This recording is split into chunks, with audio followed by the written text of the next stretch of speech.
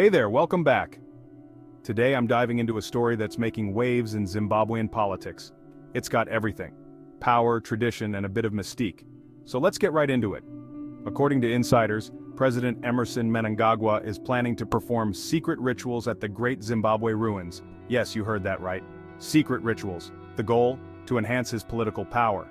Now, Mnangagwa recently adopted the title Munhumutapa.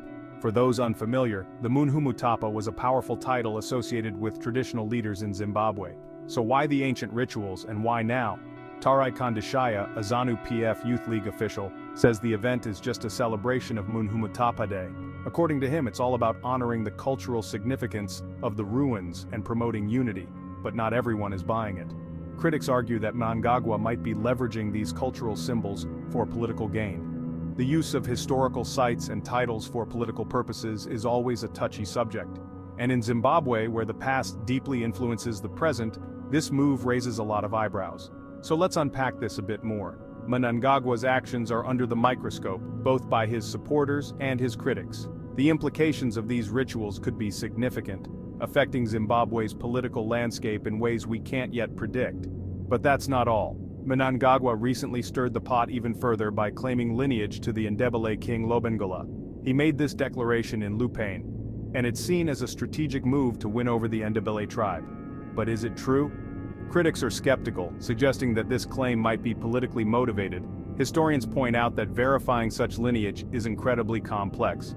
Some Ndebele leaders have even called for thorough research to validate Mnangagwa's assertion. This claim has ignited discussions about the use of history for political gain and the importance of respecting cultural sensitivities.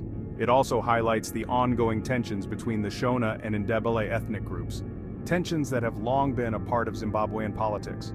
And while all this is unfolding, another story is simmering in the background. The final resting place of former President Robert Mugabe remains a contentious issue. Websites documenting this have even added verification steps to ensure their content is not accessed by automated bots. This is a clear sign of how sensitive and significant this issue is. So there you have it. From secret rituals and ancient titles to claims of royal lineage and contested resting places, Zimbabwe's political landscape is as dynamic as ever. What do you think? Are these moves by Mnangagwa a genuine effort to honor tradition, or are they calculated steps to strengthen his grip on power? Drop your thoughts in the comments below, and don't forget to like and subscribe for more intriguing stories from around the world. Until next time, stay curious.